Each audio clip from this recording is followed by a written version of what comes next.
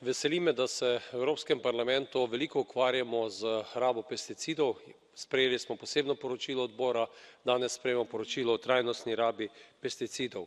Podobno kot v medicini pri ljudeh je tudi tu jasen cilj, čim manj pesticidov, čim manj tistih agresivnih, ki lahko škodijo zdravju, okolju ali pa tudi živalim. In zato mislim, da je prav to, kar počnemo v Evropski uniji, da podpiramo integrirano pridelavo, podpiramo z navzkrižno skladnostjo pregled škropilnic, na drugi strani tudi usposabljanje tistih, ki to uporabljajo, in tudi s poudarkom na ekološkem kmetijstvu.